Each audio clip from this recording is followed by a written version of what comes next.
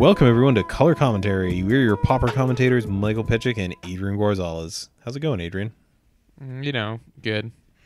Yeah, I'm glad to hear that. We had thunderstorms up here. They were quite tumultuous. Oh yeah, I saw something about Northeast slammed with another storm. Yeah, it really cleared up today, but like yesterday, in the less than a city block that it takes me to get from the train to my house, I was so soaked that I had to change literally everything I was wearing once I got inside. It was that bad. But cleared up, and looks like we're smooth sailing from here on out. You got anything for the folks? You want to hop right into the upkeep? No, we had a delayed episode this week, so I'm trying to remember if I talked about F&M. You didn't. I don't think I did. By the time this episode comes out, the folks listening it'll actually been another F&M since then. Since then, I went 3-1. I lost to one of my friends in the first round. I definitely punted, and it was against Tribe Combo. Round 2, I beat one of my other friends. He was on a counters based deck that was abusing Thrumming Bird and Modular, and what other cards like that. Yeah, I was playing Boros, so it was I just so much removal. Round 3, I played against Cyborgs. Again, okay. I'm on Boros, so that felt pretty good. And then round 5, I played against Banishing Nat combo, no sideboard. But that means that my Banishing Nat opponent was 2-1, just like me. So he was doing well. I mean, if you don't interact with that thing, like it does just go infinite. So yeah, I guess I could see that. All right, so upkeep. First off, to start things off, we are brought to you in part by Original Magic Art. Original Magic Art has all sorts of cool tokens, dice bags, playmats, and art prints from Magic's history, as well as the history of the rest of the world at large. They are always getting new products in, and they make some really, really tremendous stuff. And we happen to be affiliates of them. So if you are interested in getting some nice stuff for your play space, maybe up in your token game for an F&M or what have you, they have great stuff for that. And as affiliates, we've got an affiliate code. If you want to receive 5% off your next order, you can enter the code Commontary, all caps, spelled as it is in the name of this podcast, and you'll receive 5% off, and we get a little bit of a kickback. So you help keep the lights on here. You get a little bit of money off your order. Again, code is Commontary, all caps, spelled as it is in the name of this show. What do you have for us, Adrian? So we've got a Patreon for just $1 an episode. You too can hear the full show, including our pre and post shows, and you get access to our patron exclusive Discord channel. The other thing we're doing right now is we're doing a patron drive, I guess you could call it. So if by June 16th or so, I think we actually calculate another day. I think it's actually like the 14th or something of June. Basically by my birthday, if we have $100 an episode, two things will happen. The first is that we will be obligated to give you video content during our set reviews, and the other thing that we're sort of throwing in to sweeten the deal is if we can close that gap. We actually got one patron since the last episode, so thank you, whoever you are. I guess we could go check the log, but if we get the last $10, we will be giving away a playmat to one of our patrons. So head on down. It's a fun time. So yeah, episode time. Yeah. One last note on the Patreon. Patron Luke actually has one of his dogs just had puppies. So if nothing else, there are some very, very good dog photos that get shared in that Discord. So I was wondering why there were so many sandwiches on there. They do look a little bit like very funny colored loaves of bread right now. They're very, very fresh puppies. All right. I'm a cat person, so let's get into the enough pleasantries, Mike. Time for the deck tech. Enough pleasantries. We're not really friends outside the show. People came here for that deep, incisive popper content. Did you know that Penn and Teller are not friends? Yeah. Plenty of famous duos aren't actually friends. We are, but like most of them aren't. business Okay. business and friendship not mixing and all that. But anyway, we're getting off on a tangent here. Today, in order to bring you that insightful, super relevant, incredibly cutting edge popper content, we're talking about a mono blue Tron. Mike, I can't help but feel like maybe you were being sarcastic a moment ago there. Well, I mean, it's definitely an off the beaten path deck, and you've definitely played more modern. I know there's a mono blue Tron deck there, and is that Huh? deck good? I mean, it's not the best Tron deck, especially not now. But yeah, back in the day, there was, I think it was more blue white, but it was base blue. And because I think it played like timely reinforcements. And what it wanted to do is Mindslaver lock you out of the game with Mindslaver, which is where you can control your opponent's turn by sacrificing it, basically. And it would play Academy runes that you could return Mindslaver to the top of your library, thus creating a loop where you always control your opponent's turn and they can no longer do anything, and you beat them that way.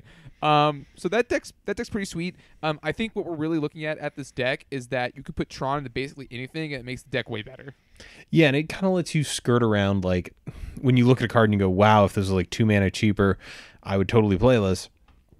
Tron doesn't care. Tron is just going over the top to a point that is ludicrous. And this deck is kind of seeking to do just that in a very different way. And a lot of the usual suspects are here, but so let's go through this creature base. So we got 4 copies Seagate Oracle, 2 in a blue, 1/3. When it enters the battlefield, you look at the top 2 cards of your library. One goes to your hand, the other goes to the bottom of your library. So you got a sleight of hand attached to a 1/3. This is being played in this over Augur of Bolus, and I'm looking at this list. Is 17 spells really not enough to play Augur? I'm thinking, Mike. Maybe it's not. I feel like in Tron there's a concession given to Seagate Oracle because sometimes you use it to hit Tron lands. I know that that's not ideal, turn 3 without Tron, but I could see it. I could see a sequence where you go turn 1, island, turn 2 Tron land, turn 3 Tron land, Seagate Oracle, hope to get the last Tron land. Yeah. I definitely think that it has value in this deck with that axis, and I guess like most of the Tron decks don't run Augur either, so I could definitely see Seagate having its place here.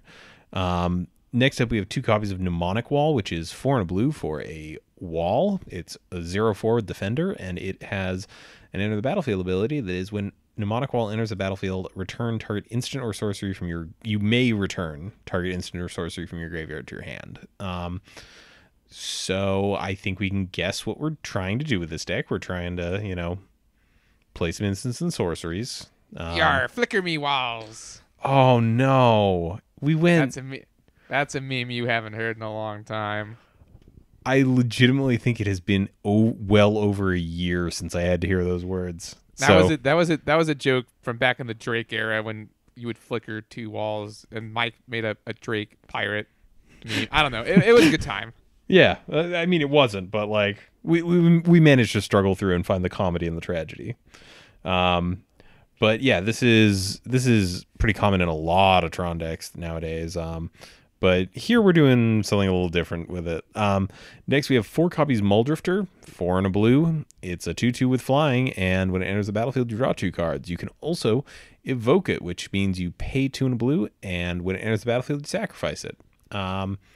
This card's good. If you can cast it, you should play it. I really don't know what to say since we talk about a lot of Muldrifter decks. You got anything else? Muldrifter's a good card, and I think that it's a 2/2 flyer for 4 and a blue. Yeah, that's about it. Now, this deck's also running Muldrifter's older, much uglier sibling, Wretched Gryff. Wretched Gryff is 7 generic mana, or it has Emerge, which is an ability from Shadows over Innistrad block. And what you do is Emerge has a mana cost. In this case, it's 5 and a blue. You may cast this spell by sacrificing a creature and paying the Emerge cost reduced by that creature's converted mana cost. So, and in this case, it's a 3/4 with flying, and when you cast it, you draw a card. So whether or not your opponent, whether or not it actually resolves. I propose we start calling it Ratchet Gryff. Ratchet Gryff. Okay, fair enough. It's so ratchet. I was really expecting a Muldrifter pun here, but I just couldn't come up with one. But in this deck, what, like you're popping a Seagate Oracle to get a 3-mana draw card 3/4 flyer. I It's think I'm pretty good okay in with that. Tron. You can play it with Tron mana only, which is nice. That is true. Like, this is technically a colorless threat. You can just pay it for, quote, 3 mana, even though it does cost 7. So I guess it does. It's basically a modal card where both of those modes are pretty accessible to you. All right, so we've got this creature base, lots of card draw, lots of, kind of slightly more defensive leaning bodies and evasive bodies. Let's get into these spells.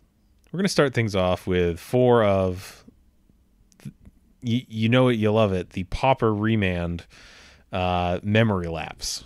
Memory Lapse is 2 and a blue for an instant. Counter target spell. Put that spell on top of its owner's library. I want to note real fast. This is the only counter spell in the deck, and I'm a little surprised the deck is not playing Condescend, which is a mainstay of other Tron lists. I was going to say, just for the fact that it's like most of the time not much more difficult to cast, and it does let you scry. It's a strong card no matter what point of the game. So I am interested to see Memory Lapse. I am interested that Memory Lapse was chosen over Condescend, because I think Condescend is a better spell in the deck. So I guess Memory Lapse always is going to counter the spell no matter what, but I do like the scry too, and I have like there is the line sometimes in Tron where like you just need the scry, so you fire off an undersized Condescend to make your opponent tap out and get your scry too.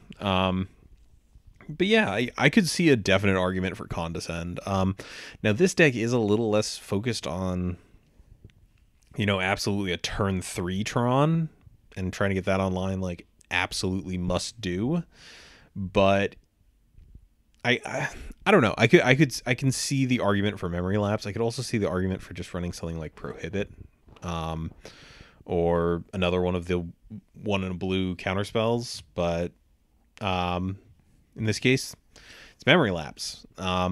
Next up, we have Compulsive Research, which is 2 and a blue for a sorcery. Target player draws 3 cards, and then that player discards 2 cards unless they discard a land. So this is both a very aggressive draw spell and also, I guess, a win condition here. Yes, you can technically mill your opponent with a lock of, well, not a lock, with a loop of Ghostly Flicker, Mnemonic Wall, and Compulsive Research. You can mill out your opponent. I imagine on Moto that is horrendous, but in paper is probably fine. Well, the thing is, there's no way to go infinite with this in this deck. Like, I can imagine, since this is a fairly defensive deck, and we will... Although I guess the rest of the cards in this entire deck kind of go against that. But regardless, there's 2 Ghostly Flickers, so you can at least recur this to like cycle through your deck pretty efficiently.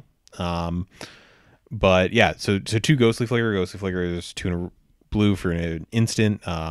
Choose up to 2 target artifacts. Or actually, no, I never actually read the card. It's not up to. It's exactly 2. Exile 2 artifacts, creatures, and or lands you control.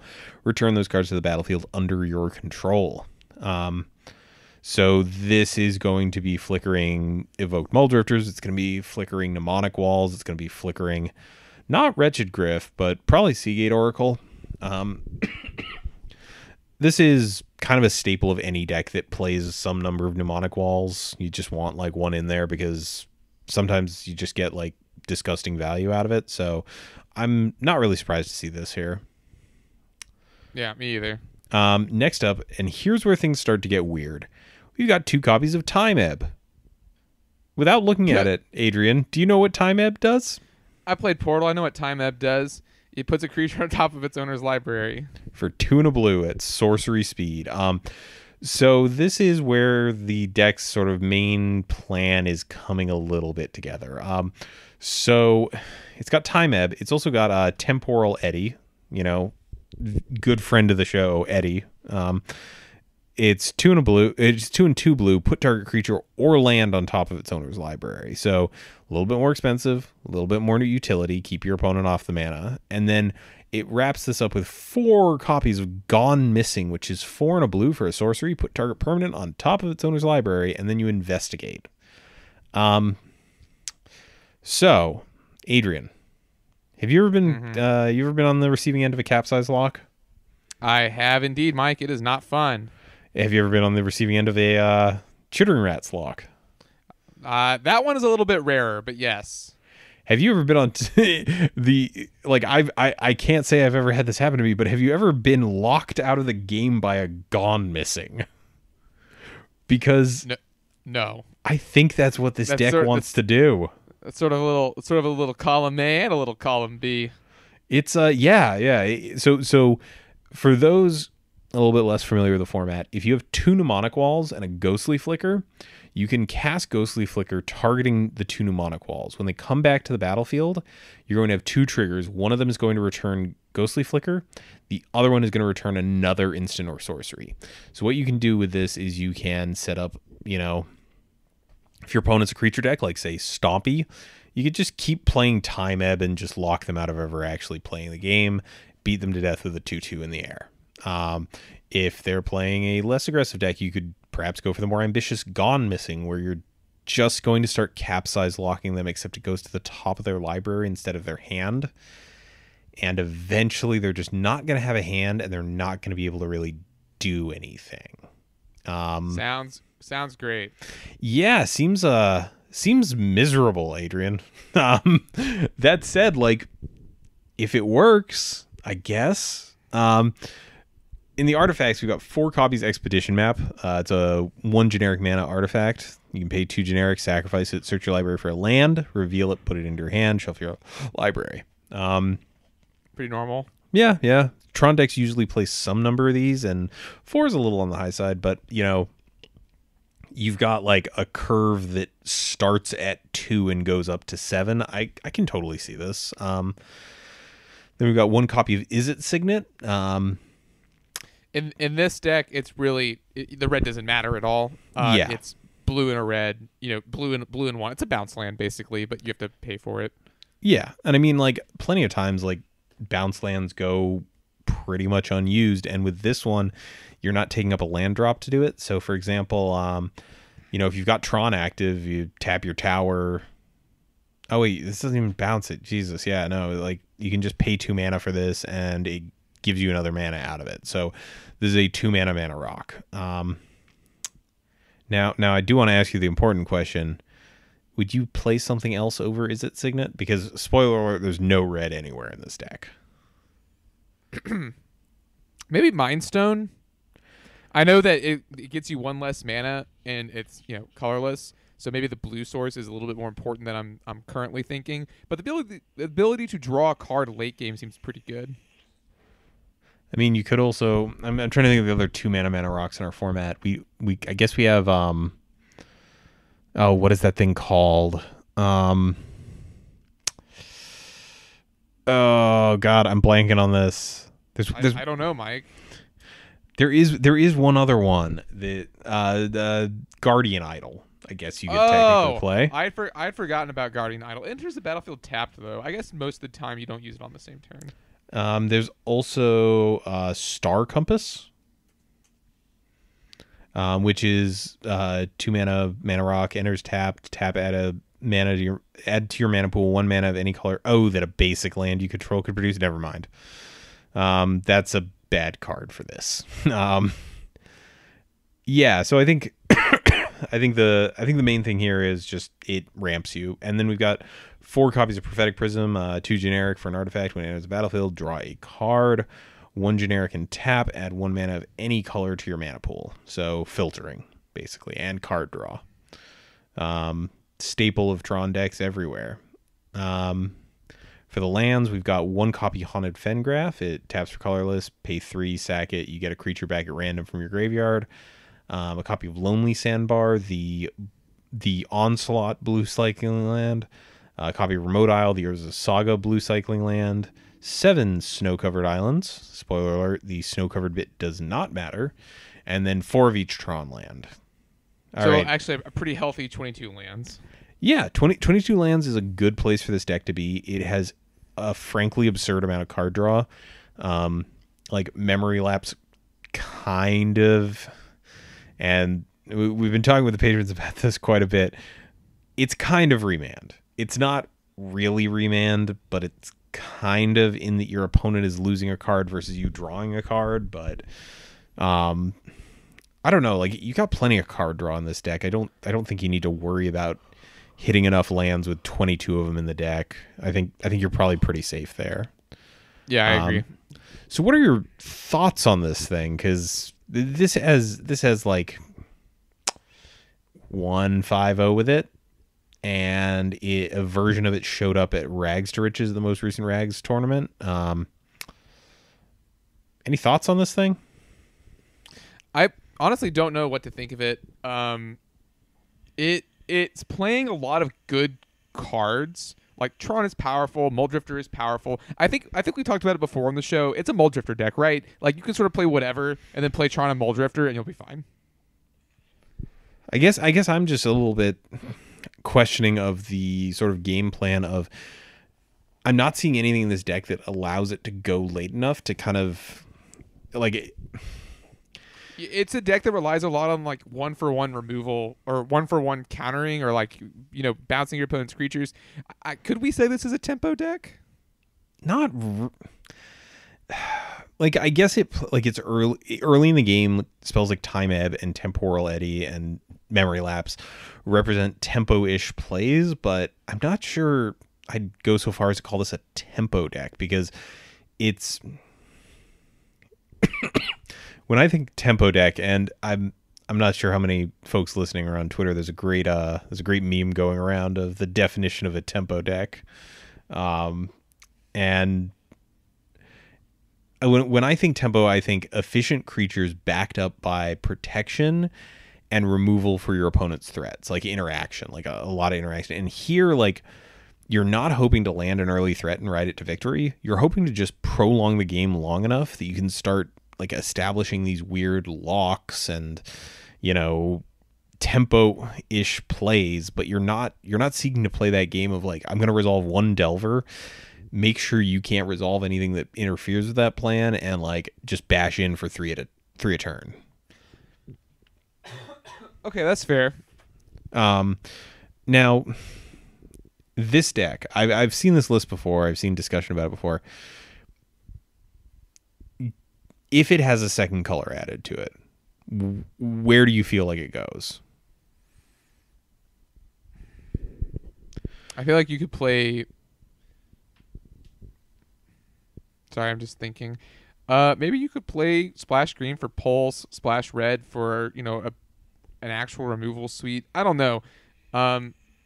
Because I do like the Gone Missing plan. That is kind of fun. But maybe instead of Time Ebb and Temporal Eddy, you could find something that's a little bit more effective. Maybe still play Snow-Covered Lands and then play Scred. I don't know.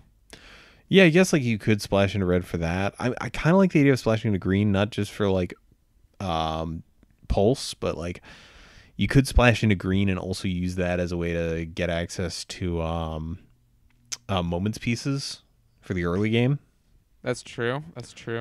And then maybe like trimming off some of the expedition maps in favor of Simic Signets, and you know, Adrian, what? do you know Help. what splashing green gets us? Battlefield Scrounger? No, it doesn't get a Battlefield Scrounger, you big turkey. It gets us Fingered Marauder? Temporal Spring. Mike, please. No, I'm gonna go to bat for this one. I think that if you're going to splash green in this deck, you do it because Temporal Spring exists. Temporal Spring is 1 green, blue, put target permanent on top of its owner's library. So it is a 3-mana. It's a 3-mana version of Gone Missing without the investigate part. But I would argue that if you're going to play green in this deck, this is a draw for you. I like it actually. You're right. See, I'm not a crazy person. I promise you. But I think if I was going to branch this into another color, it would my definite like gut reaction would be like go blue green. You could even I guess it's a little hard to hit turn 2, but like you could even potentially make the argument for running some amount of Coiling Oracles, just as a way to kind of hit Tron a little bit earlier. Outside of that, there's not a whole lot of great blue-green cards, but just something I thought I'd toss out there. No, I like it. You clearly put a lot of thought. Sorry, that sounded condescending, but no, I think that green might help shore up some of these, little bit weaker card choices. And it's not like you couldn't do it.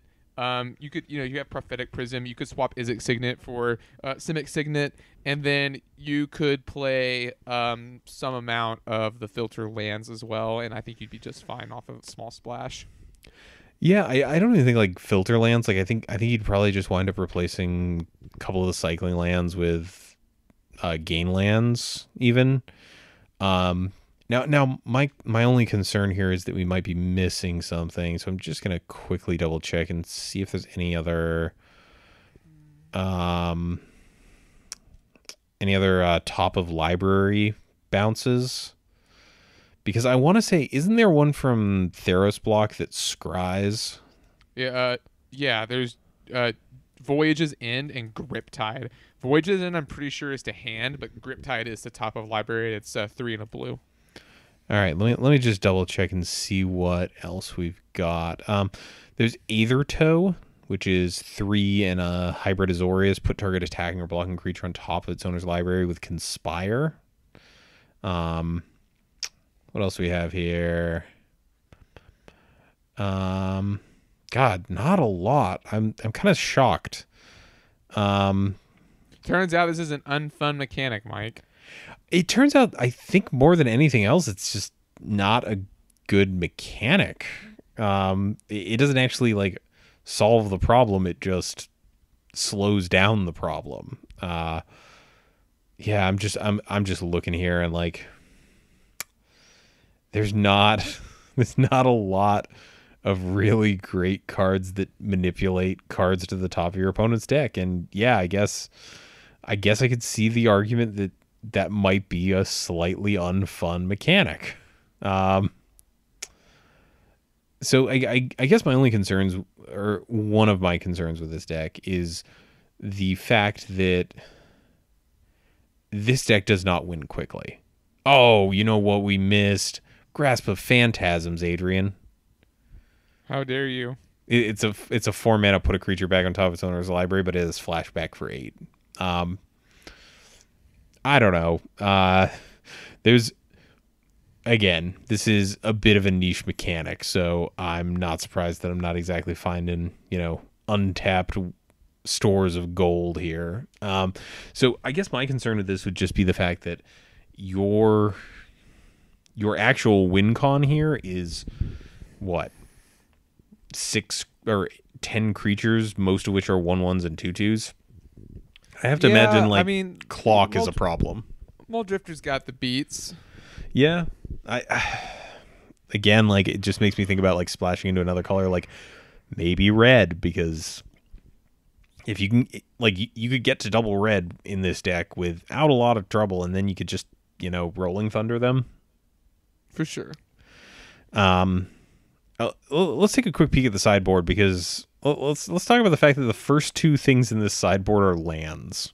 We got a 1 of Quicksand, which is a land that taps for colorless mana, or it taps and you sacrifice it. Target attacking creature without flying gets -1/-2 until end of turn. This is an interesting include in the board. Where do you think this comes in besides Stompy? It comes in versus Tribe. Oh, yeah, of course. I'm guessing you have a lot of tools against Tribe anyway, between Time Ebbed and Pearl Eddy gone missing, but they can just rebuild with that because those are all sorcery speed. So with Quicksand, you actually do have a way to disrupt their combo at instant speed. Yeah, and also in an uncounterable manner. It's a little bit more difficult for someone to interact with Quicksand in a meaningful way than it is to interact with a spell, especially because Tribe does get to play, I think, one of probably the best counter spells for that deck in the form of Circular Logic. Circular Logic, yeah. So I can definitely see the argument here for Quicksand.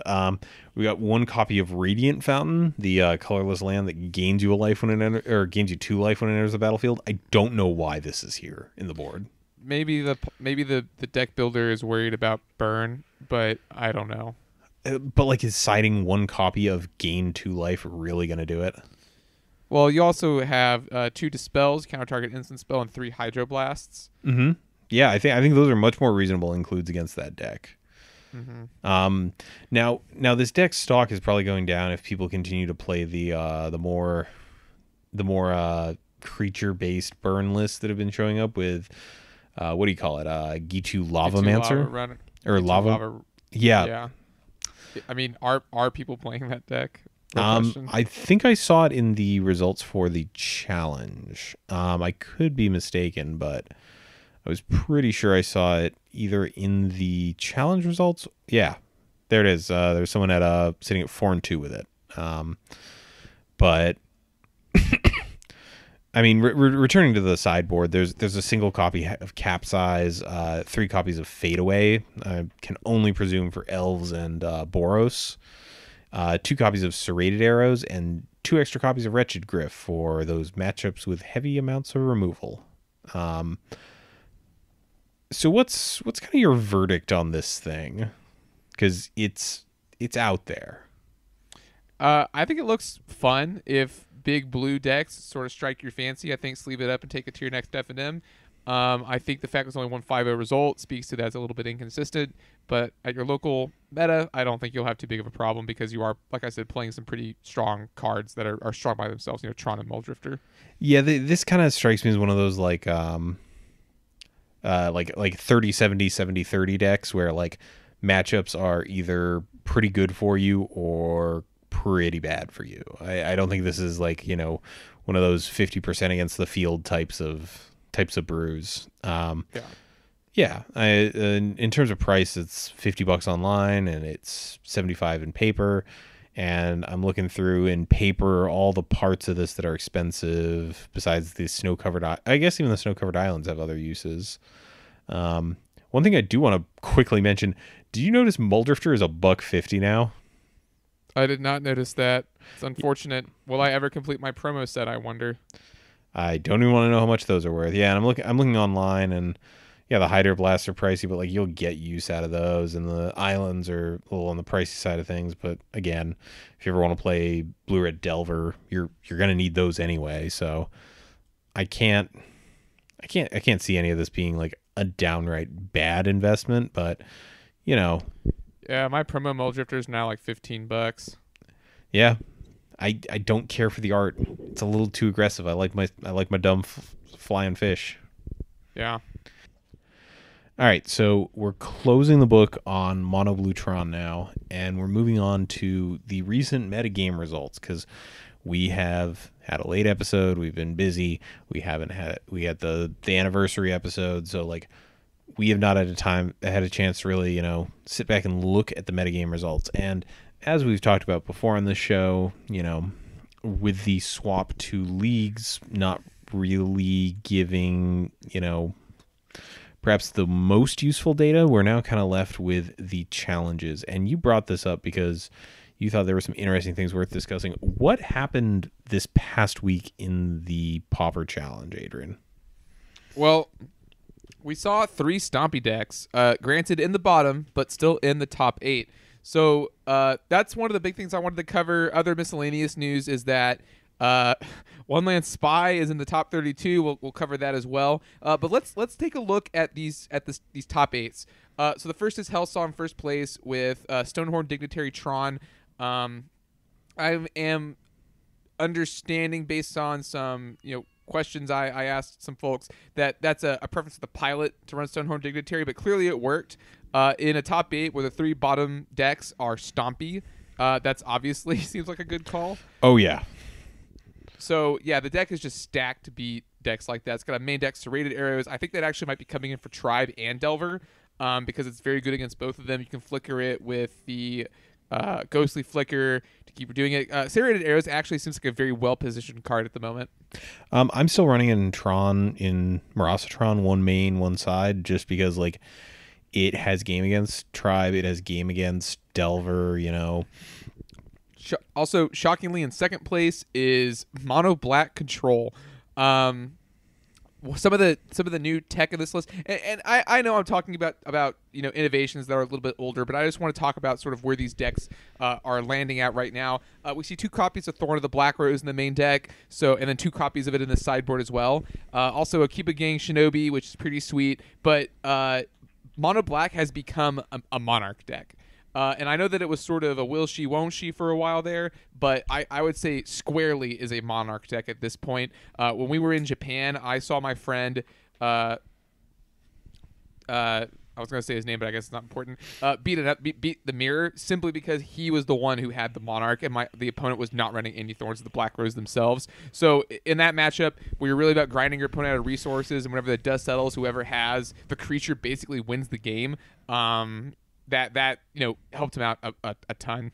So I have a question. Do you think it's been long enough that we can finally say that like Mono Black is, while not tier 1.0, is like tier 1.5 at this point? Absolutely. And my reasoning behind that is that it can run. It has the tools it needs in order to beat the Monarch decks, Sword of the Black Rose. It has the tools it needs to beat the Delver decks, Quambage Witches. It has a catch-all removal spell in the form of Oubliette. It has card draw and Sign in Blood. It has Chainer's Edict. Like, it really has all the tools it needs in order to take down a tournament. So I think it's actually a pretty reasonable choice right now. I think it doesn't have... I don't know what I was going to say there. I would say that it is, by and large, sort of the Jund deck of the format, where it's got a lot of catch-alls, it's got the beats, it's got the discard, it's got a bunch of removal. So it's a solid choice again in my opinion, even if it's not putting up results like it used to, because it used to be just such a dominant force in the format. Yeah, I definitely think that with changes we've seen with regards to how Stompy behaves and the fact that they can kind of flood the board kind of did push this out a little bit. I mean, obviously it kind of went completely underground when Drake was in the format, and it kind of never recovered, and now it's kind of seeing a resurgence, which I like that. I like that it's coming back. It can also afford main deck bogs without sacrificing too much, which I think is huge. So yeah, I like where the deck is positioned right now. In third place, we have Blue Red Delver. No surprise there. I think it's still one of the best decks in the format, if not the best deck in the format. It's definitely one of the 3 pillars that we talk about on the show kind of a lot. Monarch, Tron, and Gush. So I won't spend too much time on that. But the 4th place one is very interesting. He was in the water, got 4th place with Pestilence. And Mike, before the show, you were asking me, do I think Pestilence is a real deck? And I still honestly don't know. So I only ask because the last time I managed to make it out to a Paper Popper event here, in a field of 8 people, there were 2 people on Pestilence, and both of them were doing fine. And I keep seeing this week after week, and obviously, with the league results being given to us the way they are, it doesn't really give you full data on, how many times did this 5-0 versus other decks. But this is a deck that keeps showing up, and the lists have kind of converged on this, like, Skyfisher with, like, some amount of value ETB creatures, then like amount of Guardians of the Guild Pact, some Stinkweed Imps. And I don't know, obviously leagues are a different story. We've discussed that, but I did watch Any New Province pilot this to a 4-1 the other day on his stream. So I think the deck is the thing. Like, I've seen it in action. It's got game. I think the fact that like this is a deck that can run one or both of the Monarch cards if it so chooses does give it a lot of game. And while you're trading off like the red from Boros Monarch for black, what you're getting in return is stuff like Pestilence sometimes does just shut off a game from being winnable. It's interesting that you say that this deck can play either Monarch card, because this list is playing neither. This one isn't, but most of the lists that I've been seeing have run some number, usually Palace Sentinels. And I think part of that is just the fact that, it is a little bit harder to kill, and does have a faster clock. But I would say if you're in black-white, I think you're better off playing Thorn of the Black Rose because of Death Touch and also budget. But Palace Sentinels is good. The reason Palace Sentinels is so much more expensive is because Boros Monarch's a tier 1 deck, and you need like 3 of them, and it's from a very small set. So that is I think what contributes to it being way more expensive than Thorn of the Black Rose. Now, I do want to also talk about the fact that this has some sweet sideboard tech in the form of Gift of Orzhova, because notably, it's one of the few things in our format that you can actually enchant Guardian of the Guild Pact with. And didn't Alex Ullman run those in... No, he was playing them in mono white, I want to say, a while back. Yeah, you can totally do that.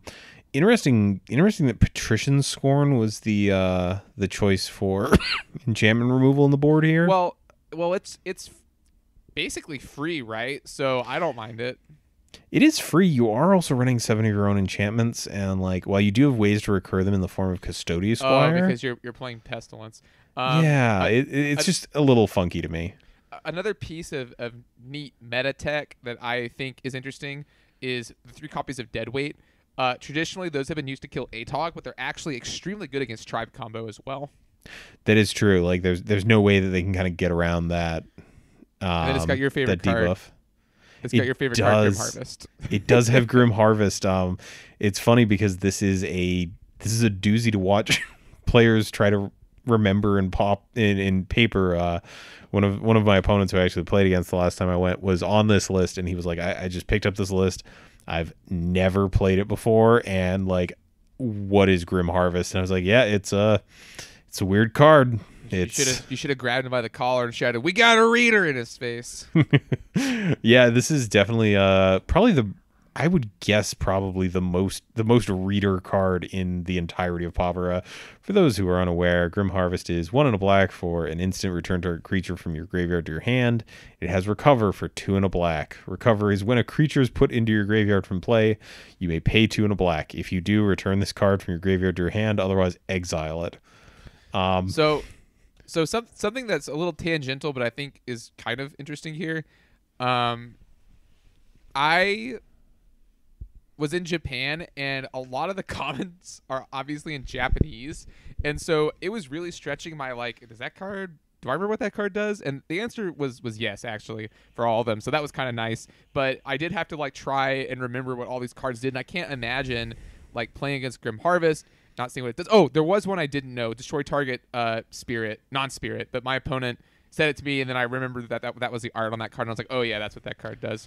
Rend Flesh. No, it's not Rend Flesh. Oh, destroy target spirit? Yeah, non-spirit. No. Non-spirit is Rend Spirit. There's Rend Spirit and Rend Flesh. Rend Spirit kills the spirit. Rend Flesh kills the non-spirit. I can guarantee. Yes, that is what I'm thinking of. I'm thinking of another one with an elephant getting its skin twisted off of it. You're thinking of Crippling Fatigue. No, I'm thinking of... I know what you're thinking of with Crippling Fatigue. That's the elephant who's getting all the stuff thrown at him. There's another one. Maybe it's Ring Flesh. It's not important. Yes, you are thinking of Ring Flesh. It's a Loxodon getting skin pulled off of them. Yeah, sorry, everyone. We've gone down a hell of a tangent. Up next we have Tribe Combo, Green Prinny, mainstay of the format, doing his stuff. And the more I think about Tribe Combo, the more that I'm not really sure how I feel about it. Is it a tier 1 deck? Is it not a tier 1 deck? I think that it definitely puts up results, but I wonder if part of it is because that people don't really know how to play against it and they play scared. I was talking to 86 about this the other day, and I think that might be the case. That was sort of his thought on it. I think another part of it is just the fact that people don't afford enough counterplay for it. Seeing the deck we covered today, having the singleton copy of Quicksand out of the board is a weird concession to have to make to this type of deck. It just, because of circular logic, it interacts very well with a lot of decks that can't afford to run a pile of counter spells to interact with circular logic. So I think that, coupled with the fact that it gets days, which it doesn't care about if it bouncing a land. It gets to run all the card fixing in the world. That's why I'm a fan of Serrated Arrows in the meta right now, because it's good against Delver and it's very good against this deck. And I also want to point out, look at the sideboard for this deck. This is the evolution this deck is taking, where it concedes that it cannot beat Delver, and so it's playing cards of its own in order to help with its extremely bad matchup. You got 2 copies of Stormbound Geist. You have 3 copies of Serrated Arrows. So you're looking to gun for those decks that you could not beat usually, because the Delver list is actually very good against Tribe because they can't really interact with Spellstutter very well, and you will have so much removal interaction. So they are looking to play like a completely different game against that deck. Yeah, it's interesting to see how this deck has evolved. What else do we have? Is the rest of the top 8 entirely Stompy? The rest of the top 8 is Stompy. There's not very much variation in the lists. In fact, it looks like 7th and 8th place are the exact same. Am I reading this right? Yep, They're the exact same list. That looks pretty much exactly the same. The 6th place one does have a little bit more of a teched out creature base and some slightly more interesting sideboard choices, swapping out a Epic Confrontation and a Scattershot Archer for a pair of Tangles. And I think that's interesting. We talked about Tangle and aggro decks last week. I will say they are good in the mirror, and they do beat Affinity. So I mean, Team or Battle Rage Affinity. So maybe not the worst. But I certainly don't think the best. I think it's very strange. And then as we go down, we see the usual cast. We got another Delver list, and then another Stompy list, another Tribe list just below the surface here. Things get a little bit interesting. We have a blue-black Alchemy list, sure. I'm just scrolling through here real fast to see what all we have. But we're seeing a lot of the same decks over and over again. I just want to make sure there's nothing I'm missing before I get down to the really juicy one at the bottom. In 20th place, we have the Gitu Lava Runner list. I am not really a fan, to be honest with you, Mike. I think that people have to work way too hard to get Gitu Lava Runner to do what Thermo Alchemist does already, get damage in. And then you have to play cards like Ataxian Probe. I'm just not really a fan. What do you think? So I've also seen a version of this that runs a playset of Keldon Marauders to supplement the Lava Runner, and I like that list more, just because it is applying pressure on the ground in more than one way. It's not just like these 4 maybe shocks. So I don't know. I'm still not a fan of Gitu Lava Runner. I still think that it is a very far cry from Goblin Guide that said, like, this is a Rift Bolt bearing burn deck. Like, it's going to go fast. I don't know. Yeah, I think the card requires just a little too much setup for me to really like it. Yeah, it just, like, you're going to have the nutty things where you, like, turn one, like, double Gataxian Probe, and this thing's online right then and there. I did play against a list that was really more all in on the Lava Runner. It was playing Mutagenic Growth, and I did like that a little bit better, and then I lost to it, and I was like, how did I lose to that? But I was on Mono Green Tron, so I was also not playing a real deck on Moto. I was just sort of goofing off. 23rd place has Methonical coming back with Ralligond.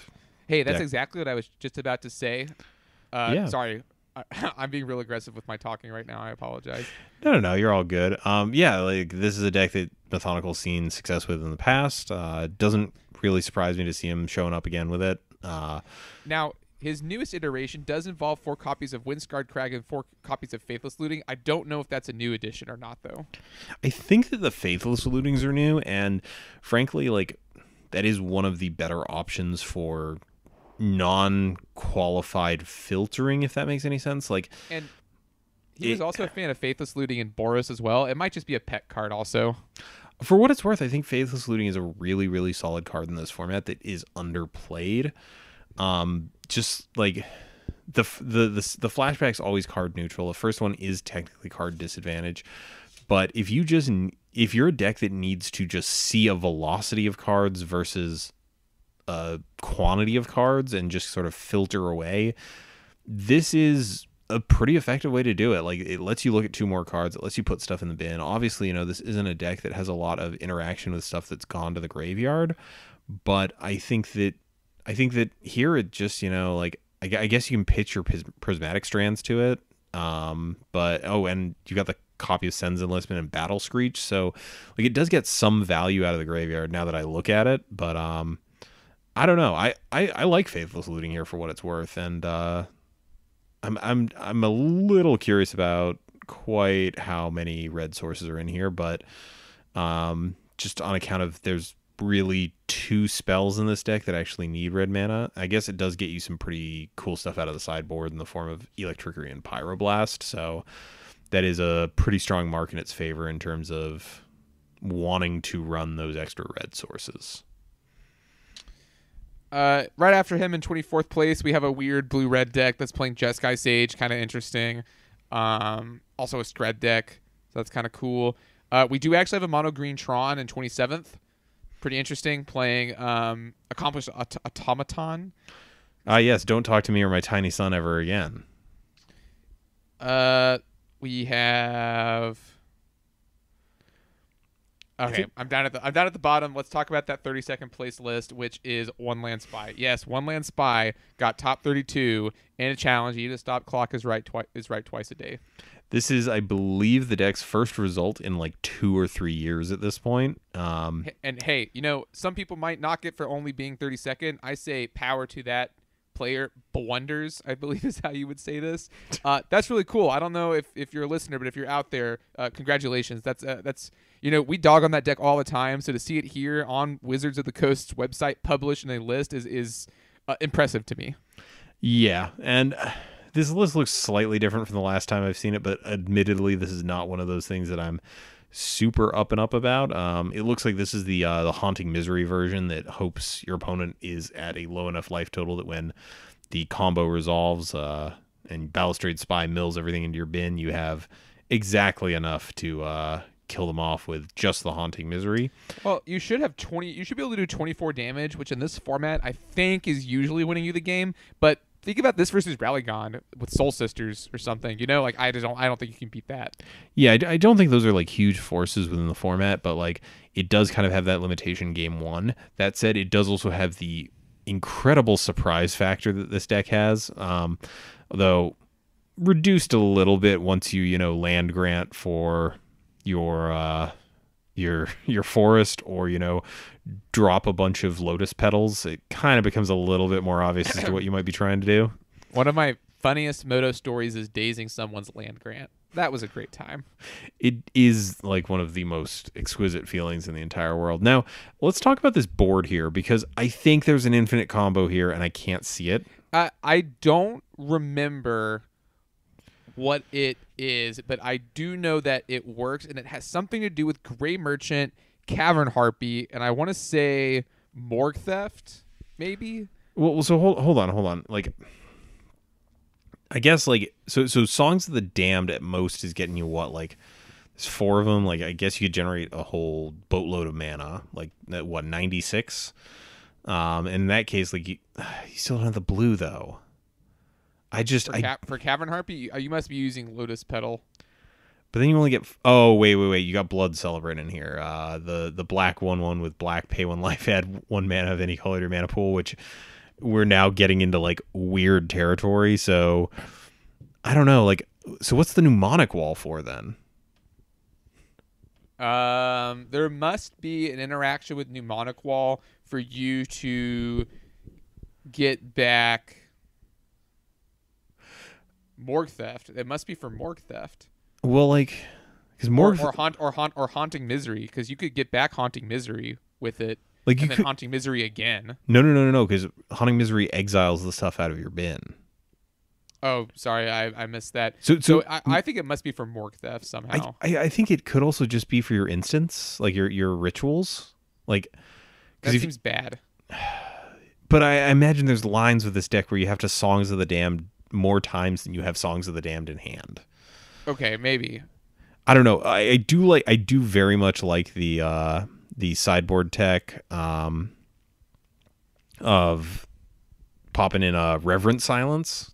Reverent Silence is 3 and a green for a sorcery. If you control a forest, you may have each other player gain 6 life instead of... Wait a second. Wait. Adrian, this seems very bad for this deck. Wait, say that again. Destroy all... So it's 3 and a green, destroy all enchantments. If you hit control forest, you may have each other player gain 6 life instead of paying its mana cost. I mean, it doesn't seem great, but it is in the board. And if you're going that route, you're probably not winning through Haunting Misery, and you don't care about the 6 life. Like, what if you're blowing up like Boggles stuff? You know, okay, you don't lose anymore. So it might just be a card that, in a pinch, you can use in order to win a game that is otherwise unwinnable. Okay, I guess I could see that. Yeah, again, this deck is still baffling and weird, and I don't understand it, and it scares me, and therefore I hate it. Good. But yeah, this is... Congratulations, One Land Spy. You've officially made your first challenge placing. Now This is good. I like talking about the metagame. This is I'm gonna lead a spike, so this is what I enjoy. Yeah, no, I enjoyed looking through this because, this is kind of a funky week. Like, why do you think Boros just didn't show up? So that's an interesting question, and I don't think it's because it wasn't a good pick. Like, it would have done well against a lot of these decks. And in fact, there's a low amount of Delver, in my opinion, compared to, its league results. So I honestly don't know, because I don't think the deck is bad, and I don't think it would have been bad against this meta. Maybe people don't want to play it, is the only thing I could think of. Or maybe the folks who were on Boros in this challenge, weren't playing it optimally, as harsh as that might sound, because... I mean, it could even just be like bad breaks, like, a handful of bad pairings that just didn't favor it. Like, that's the reason why you got to look at the metagame over time is, if this continues, then it's time for us to say maybe Boros Monarch needs some revision, but... And we know that Boros Monarch doesn't have a very good Tron matchup, but a quick search here reveals that there are only 4 Tron decks in this top 32. So you're not that likely to face one. But yeah, it could be bad breaks. It could be people just didn't feel like playing it that day. It could be a lot of things. So the challenges are great for trying to figure out the proper metagame as a whole. But this is one of the downsides where the metagame's actually not very big. Yeah, it's like we don't even have GP style, GP levels of turnouts for these events. Wizards has done all that they can to obfuscate results, and it's just very, very unfortunate. Yeah, I think obviously we have no control over how they want to treat the data that they have gathered, because they've let on that, like, they have access to all of the data when it comes to this sort of thing, but they've never really done stuff with it outside of, like, vaguely hinting that they use it for determining bans. So I don't know. I wish that they would actually surface more of this information, but again, like, we have no control over that. So hopefully things change, but I'm glad that we're still at least getting the top 32 for the challenge. I think that's good data that is actionable. Yeah, exactly. All right. I think that pretty much wraps it up for today. Is there anything else you wanted to cover, or are you ready to take us out of the show? Thanks for joining us today. No, I'll take us out. This podcast is brought by the support of our patrons, especially Zazakon. Please consider supporting us if you like the show just like them. You can check below this video or the description of this podcast for details on where to find us. We'd like to remind you that if you're listening to this on a platform with reviews, they're very much appreciated because they boost our visibility. If you've got a deck list or an idea for a topic, you can contact us either via our website or by emailing us directly at colorcommentary@gmail.com. Special thanks to my LGS, Pat's Games, and Mike's LGS, JP Comics, and the ever musically talented L. You can find our theme song Quantitative, not on Mike's computer, but on soundcloud.net/ELLELLELL. Till next week, this is Adrian and Mike signing off for Color Commentary.